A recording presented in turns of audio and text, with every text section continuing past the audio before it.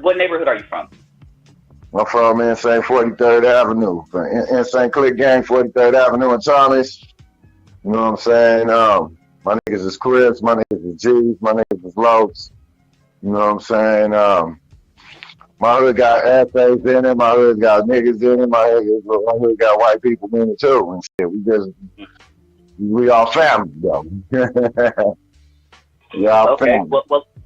Well, off top, I grew up in Long Beach, and lNSANE is one of the biggest gangs in Long Beach. Is there an affiliation between you two? No, there's actually no affiliation. It's actually a huge coincidence. You know what I'm saying? For a while, I didn't even know there was another lNSANE until I did my research into it and stuff. So it's like, it's pretty dope though, but I know a lot of people that's from lNSANE, they come out here, and we show them love, and they show us love too. So it's all good. Now, to the best of your knowledge, when did your hood, lNSANE 43rd, when did they actually start? 1994. Okay. We was young. We was some young guys who put together the block. You know what I'm saying? We some young guys. You know what I'm saying? And you know what I'm saying? It's been around for a while. But we've been around over 20 years now and stuff. You know what I'm saying? We some young guys. We still some young guys still. Were you there at the beginning, or what year did you get put on? I'm original. Okay, so we're talking 1994. All right. Mm-hmm. Take me back to that day. Did you start the hood? Did one of your homies come up to you? Hey, we're starting it. Did someone from out of town bring it? How did the lNSANE 43rd? How did they come in? You know? The homies started the hood and shit. I seen a lot of gang violence out here in Arizona and stuff, and a lot of my friends want to be involved in other than gang culture and stuff. And I don't know. I just seen a lot of people dying and getting fucked up in other hoods and shit. And I just felt like if they was gonna be involved in something, then maybe we should start our own shit versus getting involved in somebody else's shit, and I lose some of my friends that I really love and shit. So we can protect each other next the same type of way. So there, we decided to do it on our own. What were some of the gangs that you remember before your hood came into play? The biggest hood out here in Arizona is Westside City CRIP. Westside City CRIP, Blue Hill, 10th Avenue and 16th. You know what I'm saying? That's on the west side Buckeye Road. You know what I'm saying? They known for putting in work. You know what I'm saying? The south side got a lot of dope ass hoods and shit. You know what I'm saying? Pulaski Crib, Park South Crib, Broadway Gangsters, Lindo Park. They got the Vista Bloods. They got the Southern Bloods. They got all the SA hoods and stuff that's over on the south side Posse. You know what I'm saying? On the west side, Wedgewood, Hollywood. You know what I'm saying? Maryville. You know what I'm saying? There's a colorblind. Man, there's just so many hoods out here in Phoenix. Midnight. So many hoods out here in Phoenix and shit. But I don't know. I guess we learned. We had our little trials and tribulations as far as gangbanging go and stuff. But I feel like I've seen the city grow.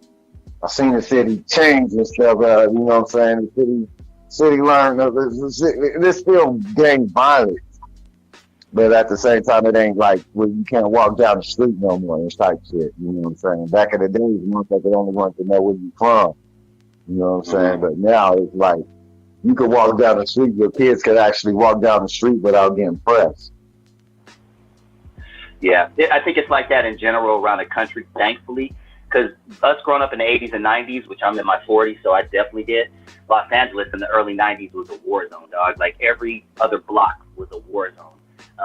Talk to me about what it was like in 94 in Phoenix. Oh man, 94, it was crazy, man. It's like you go outside, people glad to meet you. They only want to know where you're from. They don't care about your name. They don't care about none of that. They just want to know where the fuck you from. And if you say the wrong thing, then you know what I'm saying, you might have to handle that. You know what I'm saying? You be walking down the street, minding your business. Somebody ride by, hit you up. You know what I'm saying? Pull over. They want to meet you. They glad to meet you. Where's you from?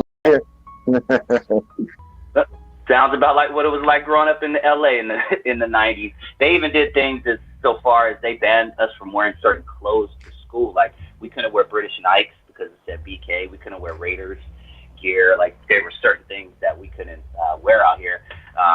By force, by the schools, and by choice, because once gangs started popping, I stopped wearing red and blue altogether. To this day, I just pretty much wear black.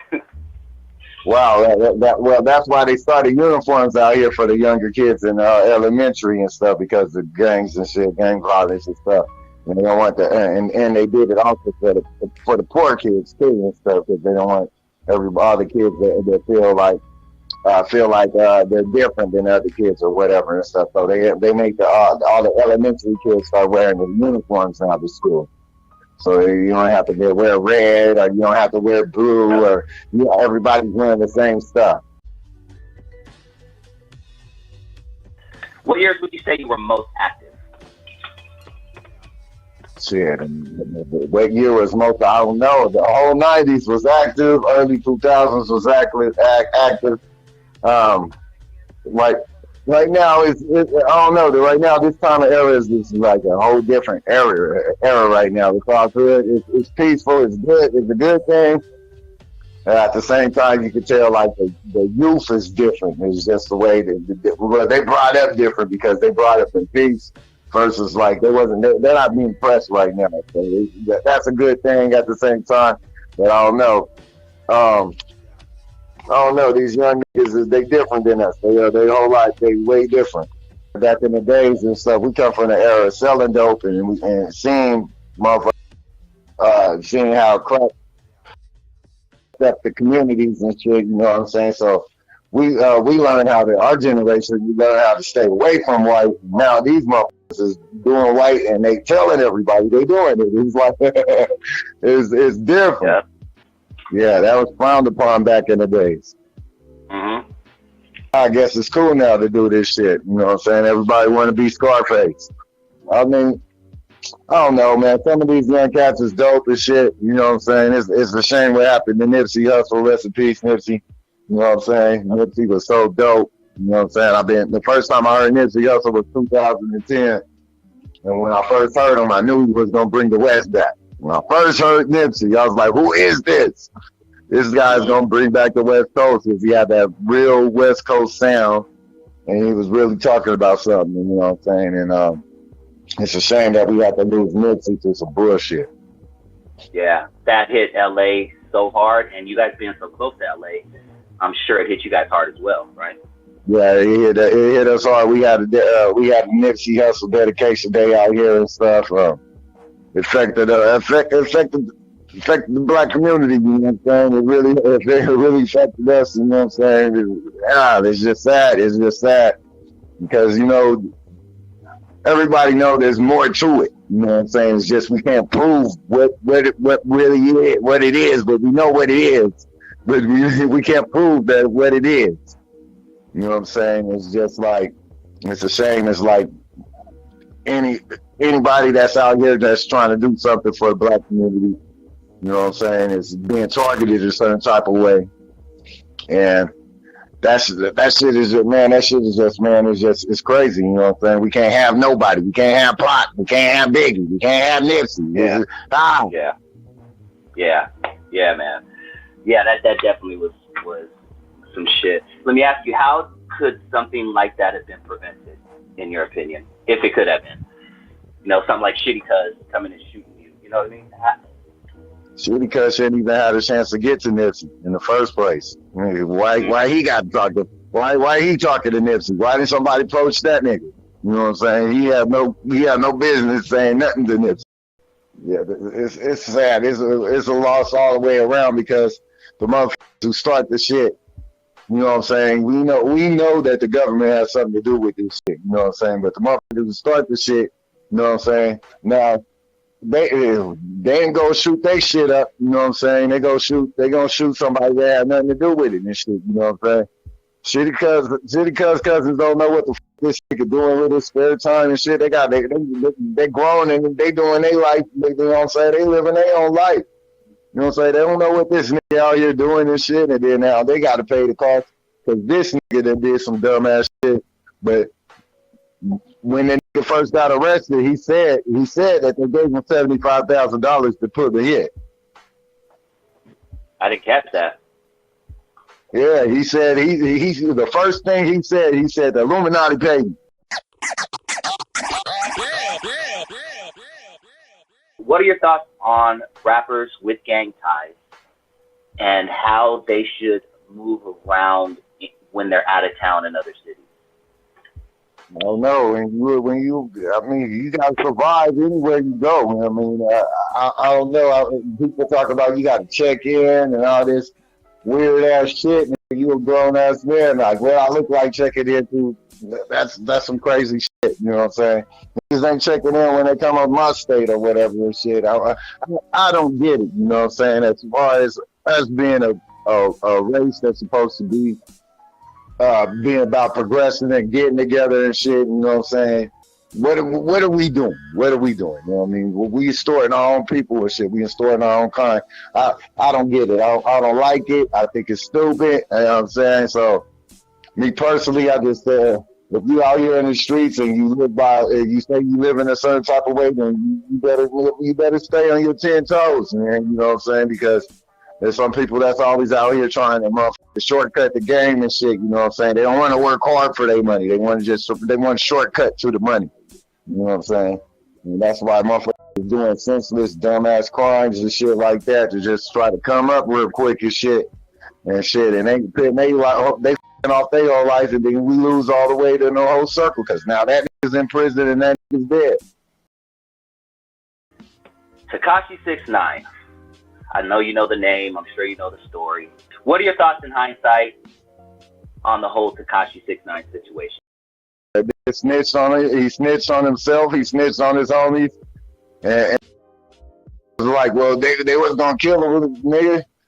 You supposed to be somebody. You trying to be out here on the streets. You live by code and shit. You know what I'm saying? And if you out here telling on yourself and telling on other people and shit, just trying to get yourself less time or whatever and shit, he's just a dumb. It's like if you gonna do the shit, you know what I'm saying? You go down with the shit. And all actuality, anytime they start asking you questions, they don't know shit. So the best thing to do is to shut the fuck up, get an attorney. You know what I'm saying? So I don't know, I guess by telling, I guess it did help him. I guess he's free now. So, you know what I'm saying? But at the same time, I mean, I'm not going to bump into Tekashi 6ix9ine motherfucking tape ever. You know what I'm saying? And it's like, you all tatted up, you trying to present yourself like you're a hardcore blood and shit. And you out here disrespecting everything that the Bloods that put together and shit. You know what I'm saying? But you say you represent something that's like that. You know what I'm saying? It's like these niggas is real street niggas. This shit ain't no motherfucking gang. You know what I'm saying? And you out here, you saying you about that life, and then when the shit hit the fan, nigga, now everybody gotta go because you gotta go. It's like, nigga, you a bitch ass nigga for that. How at fault do you think the gang is for letting somebody like that get close to him? Because he obviously had no gang ties, and they just saw a money machine right there. And someone said, yeah, why don't you come join us, pop up our gang, and, you know, we'll make you the biggest thing in the world. I mean, you got to give the gang some fault too, right? Yeah, they took the loss because they decided to roll with some fake shit. And that fake shit got them into some real shit. You sit here playing with a fake ass and say, what the f you think this nigga gonna do? You know what I'm saying? It's like you go out here to go pull a lick with a nigga who ain't never pulled a lick. You know what I'm saying? What the f is you doing? What you think he's gonna do when he get caught? He supposed to save his own ass. He ain't never been in no situation like that, so of course he's gonna tell. What are your thoughts on rappers who actually join gangs after they're famous, after they're millionaires? You know, like the Lil Waynes, like the Chris Browns, like the, I think that shit is so fake. Like it's so fake, and it's making it's watering down the gang culture for one. It waters down the gang culture, and it's just it's fake. You know what I'm saying? When Lil Wayne did Bling Bling and all that stuff, Lil Wayne wasn't no blood and all that stuff. And then I guess when Mac 10 went over, as soon as Mac 10 went over there to Cash Money, he turned all them niggas out. Yeah. You know what I'm saying? Yeah. Yep. Mac 10 went over there and turned them niggas out. You know what I'm saying? So hey, shout out to Mac 10. You know, that just proved how beastly the West Coast is alone, nigga. You know what I'm saying? You know what I'm saying? That like I said earlier in this interview, the West Coast influenced the whole country. You know what I'm saying? Now the whole East Coast bloods now. There's bloods and them Crips on the East Coast. It's like that shit is powerful. You know what I'm saying? Back in the days and shit, you would never hear about a blood or a Crip on the East Coast. Like, nigga, that's unheard of. Colors. When Colors came out, I mean, gangs were popping up in Idaho. You know what I mean? Right. That's the influence of the West Coast. The West Coast influence is powerful. You know what I'm saying? It's really good. It's tremendous out there. There's a tremendous influence out there. And I don't know. I guess people embraced it a certain type of way and shit. And it's a good thing. It's a bad thing. You know what I'm saying? Because, you know what I'm saying, you just don't want all this watered down ass shit. You know what I'm saying? And all over the place. But at the same time, it's a salute to the originals, nigga, you know what I'm saying, that put this shit together and shit, you know what I'm saying? It's just people gotta live by code. If that's the life that they say they live in, you know what I'm saying? If you ain't living that by the code, then you shouldn't be claiming that type of shit, because that shit could get you killed. I'm just curious. You have GD, Vice Lords, all that? Oh man, Phoenix is a melting pot. Everybody moving out here, man. There's people in Cali out here. They got the GDs out here. They got the Vice Lords out here and stuff. Chicago niggas done moved out here. The Midwest is out here. Detroit is out here. You know what I'm saying? Phoenix is a big melting pot. Overseas niggas is out here. Africans is out here. Everything is out here. You know what I'm saying? We got the Pisces. We got the Hispanics out here. Chinaman's out here. Everybody's out here in Phoenix and shit. Phoenix is a big melting pot. It's a lot of love out here in this city. It's a beautiful thing and shit. But as far as the police go, once you get involved with the law, that's when it takes its toll on you and shit. But Joel Powell was the sheriff out here for a minute. He was putting the press on stuff. That's why, honest to God, the streets is clean out here, because Joel Powell, he was taking the jail left him up. Right. Yeah. Motherfuckers getting locked up over this shit and shit. And he creates the tent city and all that shit. Scared to go to jail, nigga. You know, you don't want to be in jail out here. This is not the place you want to be locked up at. Hot as 123 degrees outside. Now, is that the place where they make some of the prisoners wear pink? Well, the prison wasn't tinted. That's just the county jail. They have the tent. They have the tent system for people like I guess lower tier crimes and shit. You know what I'm saying? If you had a high tier crime, you live in Tent City. You know what I'm saying? That's for people doing DUIs and, you know what I'm saying, probably domestic violence or something like that. But if you kill somebody or you shot somebody or robbed something, you're not gonna be in Tent City. Did you ever go to prison? No, I've been blessed enough to beat a lot of my cases. It's a blessing to win. It's a blessing to win. So you got to fight for yourself. The first thing to do by fighting for yourself is shutting the hell up and just going to jail. You know what I'm saying? Shut the hell up, go to jail, get you an attorney. You know what I'm saying? What was the biggest case that you fought that could have got you the most time? Armed robbery. I was 19 years old. I beat an armed robbery case. Yep, I was young and I made some bad decisions and stuff. You know what I'm saying? I was fortunate enough to beat the case. And I ain't gonna be out there because I beat the case and stuff. And God blessed me to win, and I ain't gonna be out here trying to rob nobody again. So you started in '94. How old were you? I was 14 years old, 15 years old. Okay, let's say you could talk to a 15-year-old that is thinking about joining the Crips. He's about to go full in. What would you say to him? I don't know. I tell his ass to stay in school. Honestly, you know what I'm saying. Honestly, the Crips and Bloods is supposed to be. We supposed to be. We supposed to be leaders in our community, and this stuff was built to, you know what I'm saying, protect our communities and shit. And it's just people got Bloods and Crips got to get back to the original purpose. You know what I'm saying? The original purpose is to protect our neighborhoods and stuff from the police and shit, from us getting oppressed in our communities and shit. And then we turned against each other.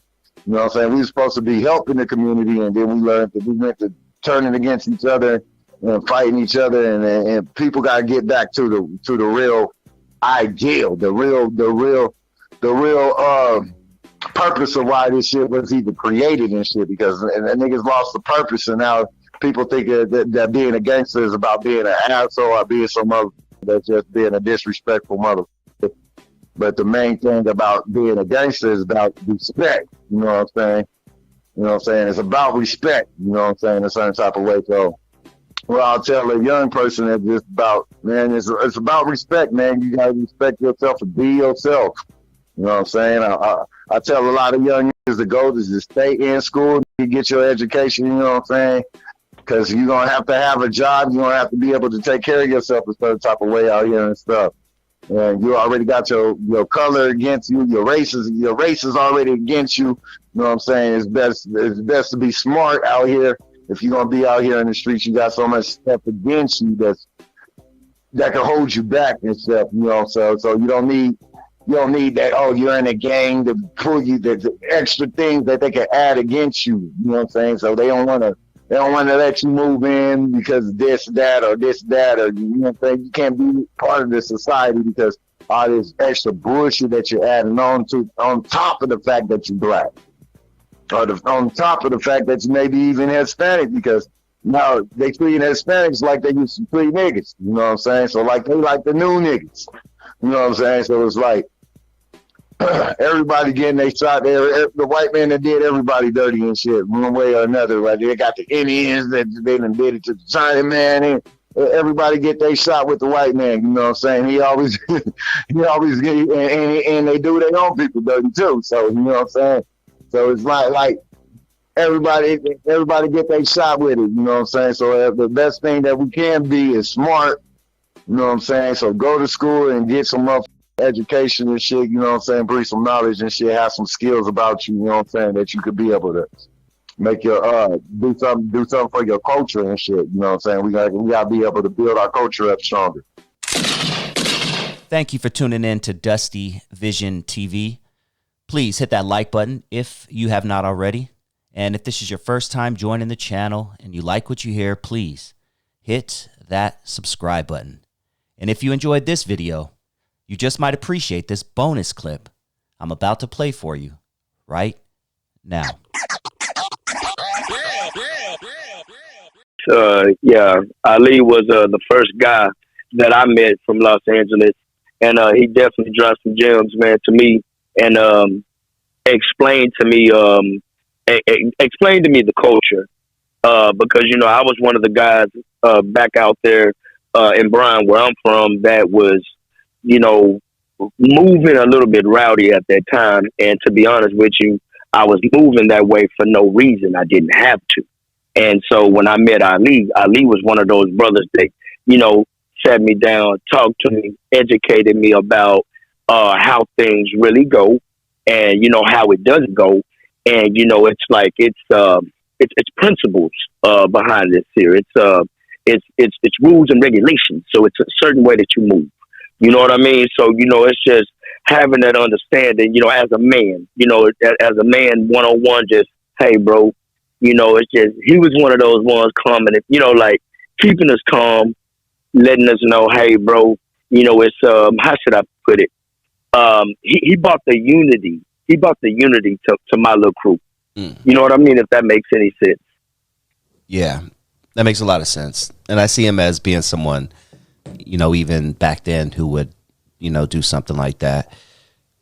Yeah, it was. I mean, because like in school, he was very educated, very smart. Because a lot of the things that we was learning back in our high school, he had already learned like 3 years ago back in Los Angeles. Because they're very fast paced. So it was like he kind of educated us, tutored us a little bit, showed us a little something, and then it was like whenever we moved a certain type of way, kind of like, hey, look, bro, check this out, man. This how it go, this how it is, blah blah blah, whatever. Because being from Texas, we do things a little bit different, and like I said, meeting LA, me and him, we paired up, and it was very interesting. He left a great impression on me and my people, man, and I love the brother, man. I love the knowledge that he has given us over the years and given me over the years, man. I mean, because being honest with you, Ali is a great reason why I've actually been able to stay out of prison. To be honest with you. Yeah, just to be honest with you, man, I really appreciate that brother. He has a lot of knowledge over his head, man, and he's always been that way. And to be honest with you, when I first found out that he was in prison, I couldn't believe it. Wow. I couldn't believe it, because what you don't know is it's like that was not the guy in school. Like, that wasn't him. We were trying to be like those guys in LA, and when he came to Bryan, man, he was so chill. Like, he was really chill. He was cool. He was enjoying the scenery. I mean, because out there we got like horses, cows, and we have trail rides. We have different types of things, and he was just loving it. And us, we were more kind of looking for it, and he was like, oh, nah, bro, like, nah, man, out here, like, nah, bro, I'm loving it, man. Like, it was real cool, man. And I think he had fun, and I really hate that, I really hate that sometimes we become a product of our environment, and a lot of people really don't get a chance to see who we really are, because we've never been given the opportunity outside of our environment, if that makes any sense. Yeah, it does, dog. And if you know anything about LA, we don't see cows and horses just on an open range. I mean, we get excited if we see a damn grasshopper. You know what I mean? For real? I'm not even joking, man. It's unfortunately, and a lot of people, it's like that. I mean, unfortunately, a lot of people who live in Los Angeles, man, and they live, we live 15 miles from a beach, and a lot of kids in the inner city in the hood have never set foot in sand. Like, it's different. So I say that because I can understand that Ali would love it out there. You know what I'm saying? Just coming from an environment where, for the most part, all you see are either four walls in your room, and then, whatever you see outside in the projects. And that's this crazy situation.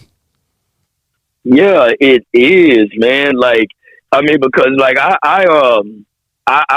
I've been in Texas, my whole life. And, so like me, I never really knew and understood like where he was coming from. Because like I said, I've been here. It's to me, like my father is from a little small country town. The population is a little over 500, like right now in 2023. It's a little over 500. So on the way to my grandma and grandpa's house, you see like cotton fields, corn fields, wheat fields, things of that nature. Yeah, we Y'all don't see that. We see liquor store, gun store. We see a pigeon. We see a palm tree. We do have nice palm trees out here. But other than that, yeah, not too much nature, unfortunately, man. Oh, yeah. I mean, we see a lot of livestock and vegetation. I mean, so it's just, it was crazy. But don't get me wrong now, in the inner city, it's still country-like, but it's nothing like LA. Yeah. And I say that to say, people out there in the inner city, take chances, go places, man. Visit different towns, visit different states, visit different countries. The world is so big, man. Do not confine yourself to, a 2-block radius. Go out and venture out, because it could change your life. You could fall in love with somebody. You could learn a language. You can learn about food. I mean, just go venture out, man. There is a positivity to traveling outside of the hood. Yeah, yeah, it is, man. Like we have all kinds of stuff, like in the country, man. Like we have Chili Fest, out there. Like I said, the big thing is the trail rides. That's a huge thing, though. The trail rides. The Chili Fest is more for, it's for everybody, but it's more for like the Caucasian people. But like us, we do like the trail rides and things of that What's nature. the trail rides? Together. Tell us about what happens on the trail. I need to know. Oh man, trail rides is like it's just it's like we're like the black cowboys. You know what I'm saying? They go out there with the hats and the belt buckles, the boots. They do the line dances. Have horses and things. Oh man, say it's the trail rides. If you ain't never been to a trail ride in Texas, man, hey man, you're missing out. That's what it is. I don't necessarily do the trail riding thing, but a lot of my family do the trail riding, and it's fun. A lot of beautiful ladies out there, man. They Texas thick. You know what it is. So they do the line dances and things like that. A lot of great food. Texas got a lot of great barbecue. So it's a lot of barbecuing out there. Man, it's a lot of fun. It's a lot of fun out there, man. They have horses and stuff too. They have some of them. They have like livestock rodeos before the trail riding. And what that is you can go there and you can actually purchase some of the livestock. Okay. Yeah, I mean it's a pretty cool little gig. Yeah, man, I love that small country town living, dude. Especially being from LA, it's nice to slow down a little bit. Are you involved with an organization that helps keep kids off the street or something like that? Yes, okay. I am a part. Yes, I am a part of a mentoring organization. Oh yeah, talk to us about that. Give that some props. Give that some shout outs. Yes. Me and my spouse, we're part of the Stronger, Wiser, Better organization. We took a couple of years off because we recently had some kids, but it's more kids, mind you. I am a father of 5. I got 5 daughters, and I have a granddaughter. Nice. We do mentor young men and troubled teenagers. Me myself, I counsel men and women outside of that. Just on a personal note, because I'm really passionate about breaking the system, breaking the cycle. Because I don't want anybody else, man, to suffer the same fate that I had. I don't want nobody else to put my children through what I put my children through, or what I put my moms and pops through, man. We have got to break this cycle. I mean, just being all the way honest with you, man, taking it back to the beginning of the interview, man, we got to sit up there and recognize for the older ones, we OGs now. So we got to be able to recognize when the shift had changed from the 80s to the 90s. It was a lot of positive energy that was put out there on television and out there in the newspaper and these outlets and things like that. I remember, clearly in the 90s, like right at 1990, to where we had that positive music on the radios, to where they gave us aspirations. Remember that? We went from we had the African medallions, the green, red, and black. Yeah. We had the Kid and Play. That? We were dancing. We were having fun at parties. Then overnight, it was gangster rap and Chronic and baggy jeans. Yeah. Overnight, and it's just, and like I say, whenever I'm counseling with my brothers and my sisters, I feel guilty. I do. I feel real guilty because I was a part of that environment. I was a part of that generation. And, I was young back then. I was in my adolescent years, and I really didn't realize it. But looking back at it, man, I can clearly see when it changed. Because we used to see, we used to see on television, man, we used to see the parents represented in a great way. Cosby Show. We had the Different World, the TV show. Things of that nature. Mm-hmm. That was dope. Yeah, man. Yeah, then something happened, and there are theories out there that was all by design. That was all by design. It was to keep the prison, industrial complex going, and keep people in and out of prison, and that there's this whole theory that that the music industry in the early 90s got together with the prison systems to basically make this happen. I'm not saying it's true or not, but it makes a lot of sense when you look at it in hindsight. It does. Yeah, it does. Yeah, and I definitely can believe it. Mm-hmm. Yeah, man. Well, Anthony, if I can ask you just to, say any last words for Ali. He'll probably eventually hear this. Hopefully, he will hear this one day, I should say. So, are there any words you want to say to Ali about the impression he left on your life? Man, I believe that he may know the impression that he left on my life. It was definitely a good one. I have nothing but good things to say. I mean, I'm always praying for my brother. I'm always here by his side. Ever since I met him, man, I've always held him dear to my heart. It's another thing I gotta add. I didn't know when I met him that, I actually have been knowing his uncle ever since 1986. I met his uncle, and I've been running with his uncle, still running with him today. And, it's just, having to have a brotherhood with him, way before I met Ali, and then to have another brotherhood with Ali before I even found out that they were related, man. That's amazing to have two brothers that's uncle and nephew, man, Yeah.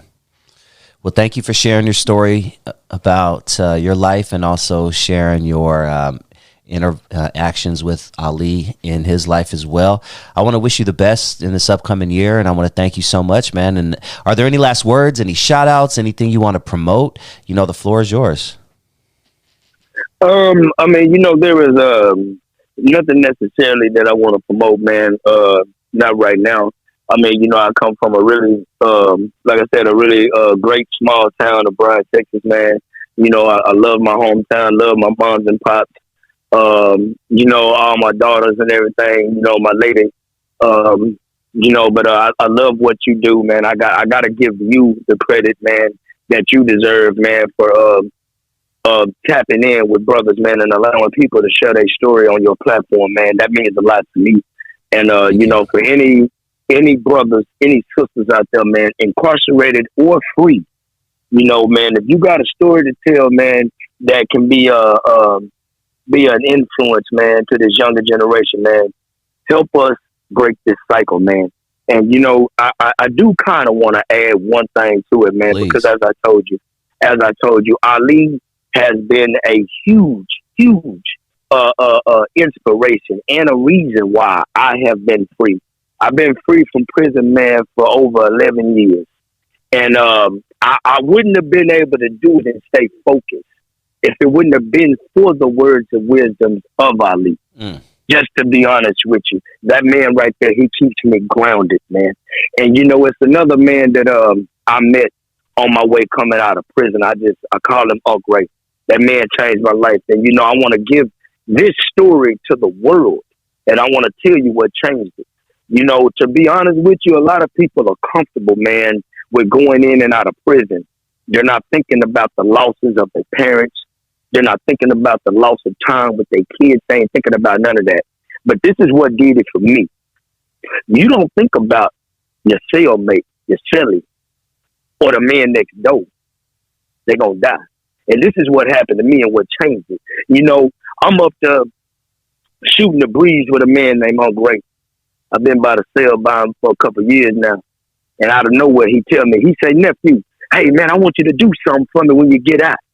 I say, man, what you want me to do, man? You want me to hook you over the pen pal, this, that, and the third? He say, no, nephew, I want you to live for me. Ooh. I say, live for you? He say, yeah, man. He say, I want you to live for me. I say, live for you? He say, yeah, nephew. He say, what you don't understand is I'm going to die right here in this cell. Jesus. And you don't even realize that. He say, look, nephew. He say, man, I'm going to die right here in this cell. He say, man, when you get out this penitentiary, man, I want you to go out there and live for me. He said, I've never been out of the state of Texas, man. And I'm going to die right here in this cell. And he said, you don't even realize that. He said, is that what you want for your life? He said, is that what you want? You want to be sitting around here waiting to die? He said, look around this room. I looked around the pod, man. He said, look around look at all these motherfuckers waiting to die. I looked over there. I seen one guy. He had 3 life sentences, man. I looked at a young man my age. He had a life sentence and a 30 egg stack. Another young man, younger than me, had a life sentence and a 75 egg stack. I think about my brother Ali, man. That's got 4 life sentences, man. You know, I think about, you know, some of my cousins that's got life sentences, man. You know, I done been to prison. My father been to prison. My grandfather been to prison. Man, when this gonna stop, man? The man sit up there and opened my eyes. He asked me, man, to live for him. And reality hit me, man. Reality hit me, man. Say, man, for the youngsters out there, man, twisting up their fingers, man, gang banging, man, selling that dope, robbing people. Man, come on, dog. Do not be another inmate sitting around in that cell waiting to die. Like, come on, man. Man, like that. I'm gonna leave it at that, man. Yeah. I love my brother. I love my brother Ali. I'm here for him forever. You know, he was one of the ones that helped change my life, as well as the woman that I'm with now. All 5 of my daughters, you know what I mean? My grandbaby, you know, the knowledge and wisdom that my mother and father, who has been married for 50 years, you know what I mean? That's that right there. I have a lot of blessings, homie. That helped mold and shape my life and who I am today. If you ever need me, Dusty, man, you know my number, man. I promise you we're going to stay in touch. That was very powerful. And I just want to thank you again, man. I have goosebumps over here just hearing you say, you know, those last words, especially about the guy who told you to live for him. That's about as deep as it gets, man. So thank you so much, Anthony. I'll definitely be in touch with you, and maybe we can, you know, have you on again in the near future in 2024. Oh, man, I'm here anytime you need me, man. Anytime you need me, man. Y'all brothers take care, man. Thank you, brother. Talk to you soon, man. Take care. Peace. You're welcome. Peace.